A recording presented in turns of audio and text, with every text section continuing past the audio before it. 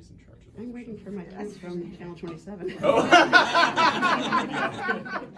All right. Yes. Cool. All right, we are going live to Facebook, fingers crossed.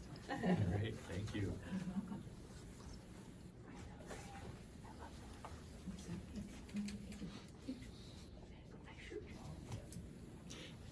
Welcome, everybody.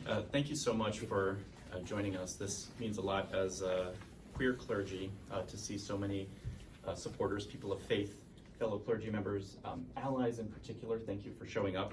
I'm the pastor here, Reverend Tim Schaefer. I'm the pastor here at First Baptist Church. We're really lucky to host this. Thank you to Wisconsin Faith Voices for Justice for putting this together. As you know, in early June, the Human Rights Campaign issued a state of emergency for LGBTQ plus Americans for the first time ever. I think more than 525, maybe even at this point more than 550 anti-LGBTQ bills have been introduced in legislatures across the country. And so this is a response, a clergy response, a response by people of faith to that state of emergency. I want to take just a moment to share a personal story. When I was a young teenager, my dad, who is a pastor and was then, took me to a regional religious body that was making legislation. And on the floor that year were several anti-LGBTQ pieces of legislation, church legislation. And the debate got incredibly heated. Slurs were thrown around, the language was harsh, there was so much anger. And I was at a point in my own life where I was struggling with my own sexuality. And I was too scared to talk to anybody about what I was going through, including my dad. And as a pastor, of course, I didn't want to bring shame on him, on my congregation. And so I internalized that debate. Over the next couple of years, I prayed every night for God to make me normal. And I cried myself to sleep most nights. And when that didn't happen, I started to make a plan for taking my life. I considered how I would do it. What would I write in my note? Who would I write that out to? Fortunately, a friend intervened, and I did not end up taking my life. But I bring this up because when we are discussing legislation in public about people, about marginalized people, about rights, about the right to even exist, it does great harm, especially to our LGBTQ plus youth. I know that firsthand. That is no different today. So whether a bill ultimately passes or not doesn't matter. The debate is harmful. The introduction of the legislation itself is causing harm. And I don't think that this is hyperbole to say that it causes death.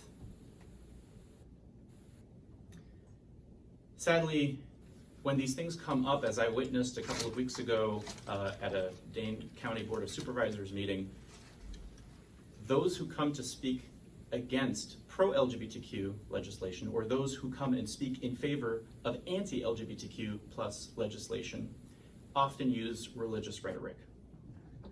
Religious rhetoric that does incredible harm. Scriptures that are quoted and used as weapons against people. And so it is extra important for people of faith to offer a counter narrative, a narrative of love and acceptance. That's why this is so important for people of faith to speak up, and especially clergy to speak up. So I am personally grateful to all of you who are standing with us in solidarity. We have a mix of queer clergy up here and allies. And so thank you. This is really personal for me, and I'm getting a little emotional, so thank you for being here and supporting us. And so, without further ado, I will introduce our next clergy speaker, Reverend David Hart.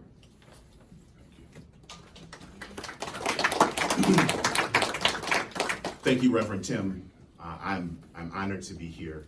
My name is David Hart. I'm the pastor of Sherman Church. It's a growing church, affirming church on the north side of Madison. I'm going to make my remarks quickly, and move back and let these other fine pastors and clergy do their thing. But beloved theologian and scholar Dr. Thurman told us that as humans, when we're toiling within the human condition, there are two questions that we have to ask ourselves, and we always ask ourselves. The first question is, where are we going? And the second question is, who's going with us? Thurman didn't mean for these questions to be asked or answered in a rhetorical fashion. They're not intended to be existential questions that are posed in a classroom or some sort of vacuum. He really intended for these to be asked, to be answered in a very practical setting, in a very practical environment. The academic and scholar and advisor to civil rights leaders like Martin Luther King made this statement against the backdrop of an America that was deeply divided by racism, sexism, and income disparities. Thurman wanted us to realize that this country was not heading in the right direction. And we were not heading in that direction because we had the right people at the table, but at the behest of people who were leading this movement and leading this country down the wrong path that didn't have the country's best interests at heart. Thurman also wanted us to realize that his questions would serve as a call to action for the liberation-minded. In essence, he wanted civil rights activists to ask, if this country is headed in the wrong direction, led by hateful people who are heading and leading us in the wrong fashion, who will bring us together to fight, to toil for a beloved society and put us back on the right track? Well, in 2023, we have certainly made some progress as it relates to human rights. But if we are to ask ourselves, or if we were to ask ourselves as a society, those same sort of questions that Thurman posed decades ago, I believe that we'd have to answer in the same fashion. Not only are we facing many of the same divisions that are created by racism, sexism, and income disparities, we're witnessing breathtaking oppression against our siblings in the LGBTQ plus community. In this year alone, as Reverend Schaefer pointed out, over 500 pieces of anti-LGBTQ plus legislation have been introduced in this country, and hate incidents and crimes are skyrocketing. And so there's no question that we're heading in the wrong direction and on the wrong track. But the question is, the real question is, what are the unity-focused, community-minded, liberation-minded folks going to do about it? We have an obligation not only to stand in solidarity with those in the queer community who are fighting and toiling for justice, but we have an obligation ourselves to fight and to toil and do the same thing as allies. I'm calling on us this morning to do just that. Amen.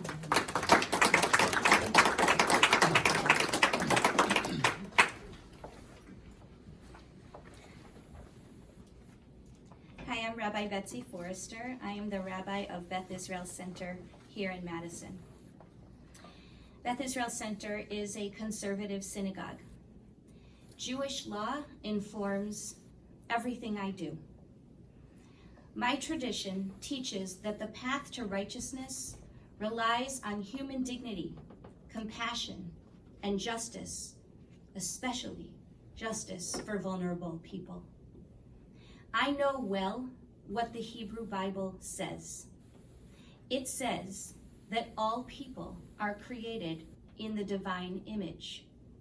It says God's law is meant to respond to changing conditions, and leaders of every generation are meant to understand this. My shelves hold many books of Jewish law because societies change, and how we understand what it means to be human also changes. Even biblical law evolves. I want to be very clear. To invoke the Hebrew Bible, what you may call the Old Testament, to deny equal rights to LGBTQ people is to misinterpret the will of God. For centuries, Jews have recognized an array of different genders and gender change, and viewed sexual attitudes as contextual. Here in Madison, I am part of a Jewish clergy community, of which at least a third of us identify as LGBTQ. In my sacred home, all are fully included, respected, seen, celebrated, and loved. I am blessed to care for and perform sacred rituals that help people of all genders to mark milestones in their lives and to celebrate pride in my house of worship. I know that change can feel uncomfortable and destabilizing. I'm 58 and I have lived through a lot of it. We may feel the urge to decry and to shun the unfamiliar, but drawing ranks around dead ideas has never saved anyone. Refusing to see diversity in creation blinds us to the pain and suffering we inflict on real human beings. Shame on the state or country that commits such blasphemy in God's name. We are all God's children, created to learn and transform ourselves. Legislators and policymakers are duty-bound to build our country with liberty and justice for all, and that is the righteous path. Thank you. It's now my pleasure to introduce our colleague in spirit, Reverend Selena Fox. She is the senior minister and high priestess at Circle Sanctuary in Barneveld.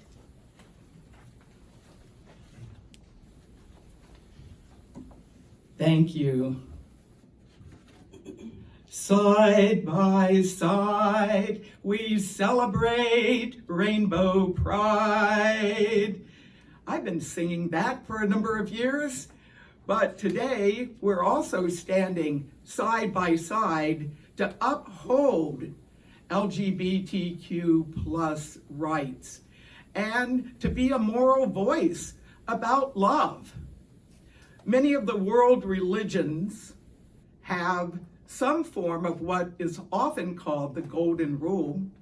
Do unto others as you'd have them do unto you, or stated in another way, don't do to others what you don't want them to do to you. There are no exclusions or opt-out. Love one another except if they're LGBTQ plus. No, across the world religions, love. It's divine, it's within us, it's around us. And as religious leaders, we need to stand up for love. We need to stand up for inclusion. I was 20 years old when Stonewall happened. As a result, I founded what was back then called Gay Liberation, a group on the college campus that I was part of, the College of William and Mary in Williamsburg, Virginia.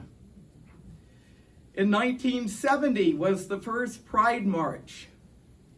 I think we need to not only look at the history of advances that have been made, but also need to be aware at counter forces that are undermining democracy.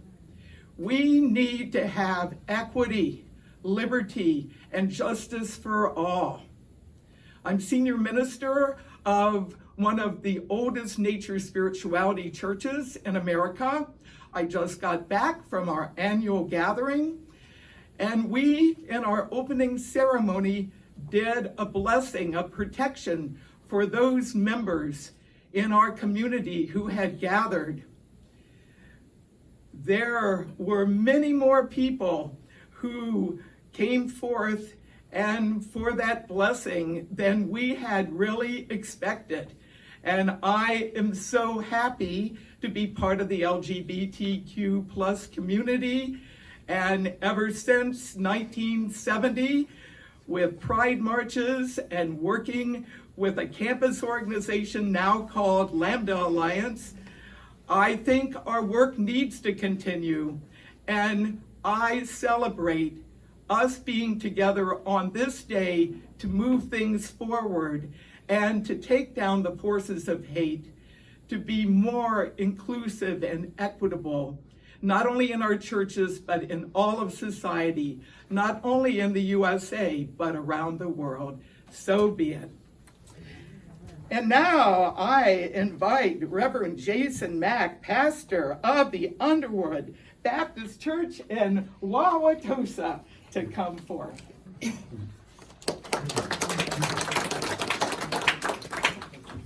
Thank you. I speak to you today as the pastor of Underwood Memorial Baptist Church in Wauwatosa, Wisconsin. I speak to you today because I serve a God that loves. A God that, according to our scriptures, literally is love. That's right. 1 John chapter 4, verse 8. I speak to you today because I serve a God who I believe sent their own Son, a very piece of themselves, to come to earth to show us how to love. To show us that to live a life of love is to love the outcast, the left behind, the marginalized. I follow this Son, this teacher, this guru, this Lord. I follow this example of God's love on earth every day to the best of my ability. I encourage my church to do the same. This teacher of love, this very piece of God, was murdered. Not by criminals, not by a rival religion, not by the outcasts that he was serving. This teacher of love was killed by an unholy alliance between the religious and political leaders of the day. This teacher of love was killed because he dared to love the wrong people and told others to do the same.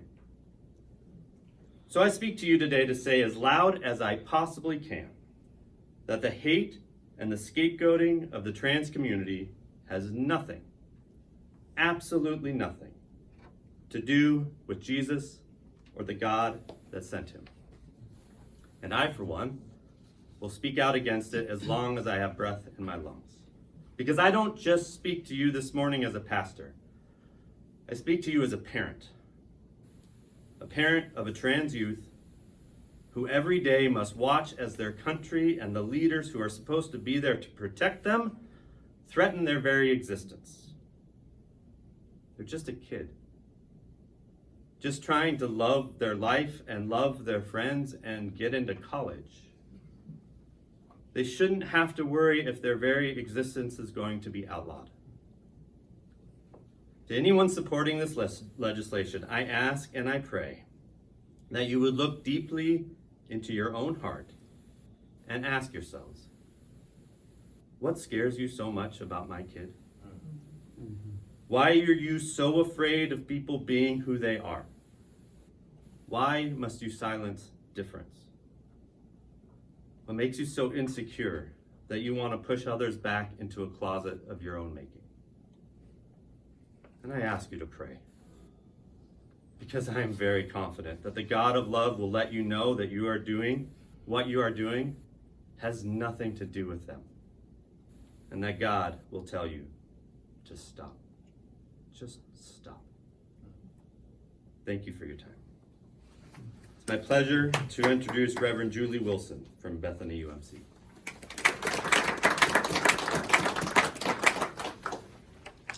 Bethany has been a reconciling, open, and affirming congregation for more than 20 years.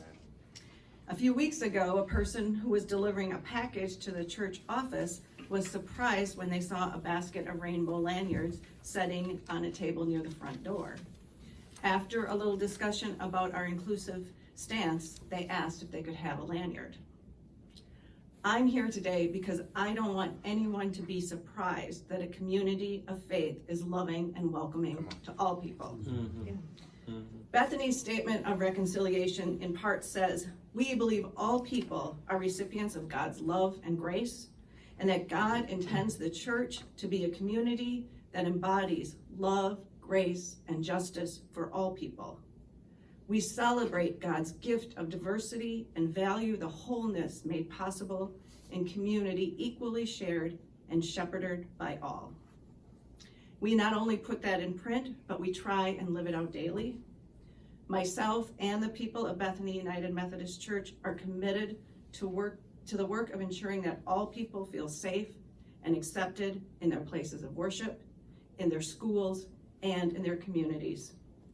We seek for every person to know that they are valued and loved, and vow that we will continue to work to make that a reality. Thank you.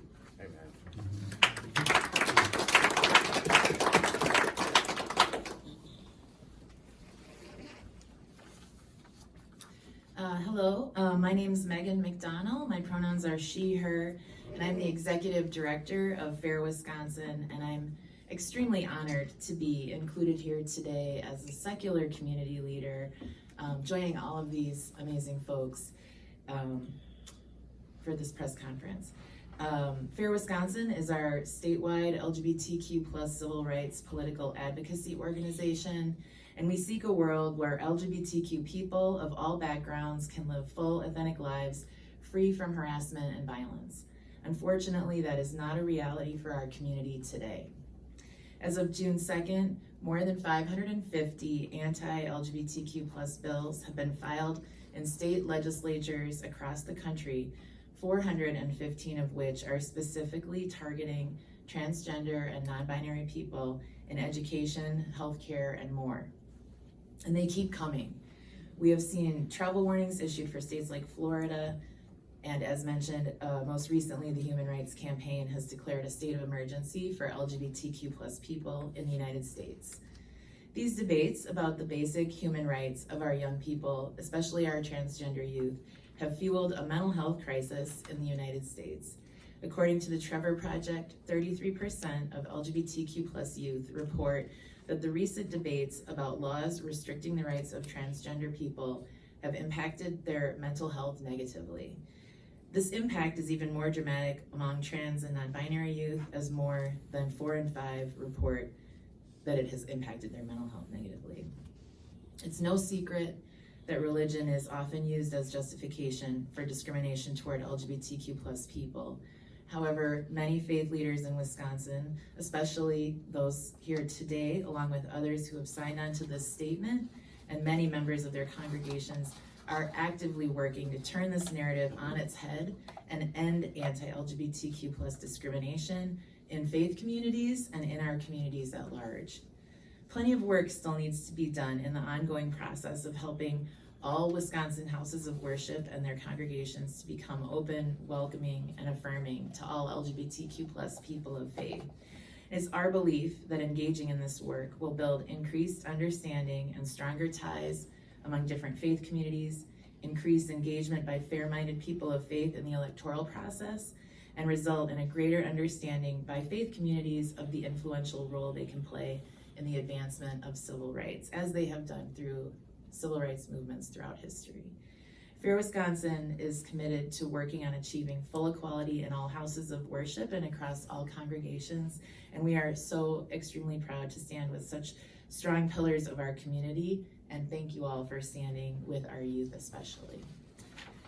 And with that, I would like to hand it over to Minister Vika Edis Steele from St. John's Lutheran Church, who I believe gets the last word.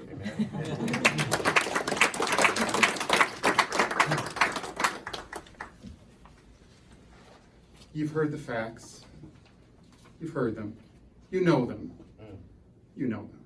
You've heard people speak of love, of passion, for the LGBTQ, for queer people, for all of us in this world who are oppressed, for black and brown, for people who are living in poverty, for people who are experiencing homelessness, all of us, all of us.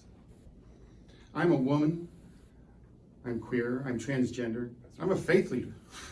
How did that happen, right? How did that happen? For so long, I only knew the Bible as a weapon. Words of faith twisted into a knife held at our throat till we bleed. And still there. But people here, I'm crying, I am. I'm holding it back for now. Because people here speaking love, right? We have to speak up. We have to learn to speak up. We have to learn to listen. Because all these laws that are being passed, they're being passed without transgender people at the table. We're not there. They're being passed over us. There are people talking over us. I heard way too many people recently coming in anger at our existence, saying, but what about the children? We're here to speak for the children. You're not listening to the children. When I was young, I knew who I was. I've known who I was. I spent my whole life hiding. I was the girl socialized to hide among boys. I hid in the boys' locker room, wearing shy and quiet as my armor, so that I could exist. I dreamed of suicide as a way out, because I thought I was wrong. And I thought the Bible was something I never wanted to touch. Until somehow I wound up on this path, and I actually read the Bible. And the Bible, it's so queer. The Bible, right? Oh, it's stunning. And the thing about the Bible is the Bible's not God. The Bible's a conversation with God. And it's a conversation, as is mentioned here before, that we keep having. And I think specifically of all the ways we have to learn to listen to God, to each other, truly. And so these passages taken out of context, one of the most popular ones is to say, well, God created man and woman, right? And that's in there, it's in Genesis. But we don't just read passages, we don't proof test, as my friend Reverend Hart tells us. We don't do that. We look to the whole story. And when you read the whole story, you see that God separated land from sea, and God took light and separated from dark. We have land, sea, light, dark, man, woman, but we understand beaches exist, right? The non-binary of land and sea. We don't have trouble with dawn and dusk. The non-binary of night and dark, right? We aren't troubled at the sun's transgression on the night sky on the face of the moon. That's right. Light and dark, land and sea, man and woman. It's all of us, my love. It's all of us right there, queer in the Bible. All of us. And I think of all of that. In the personal. All the other flowers and the lilies of the field. It's all of it, right? And I think of what Reverend Hart brought to us from Thurman. Where are we going? Do you feel we're going in the right place? Where are we going? Mm-hmm. Are we going in love? Are we listening? Are we in conversation? Where are we going? And who are we going with? It is my joy that I am going in this path with people all around me and people in this room. Lord have mercy. And let us all learn to speak my loves. I love you. Yeah.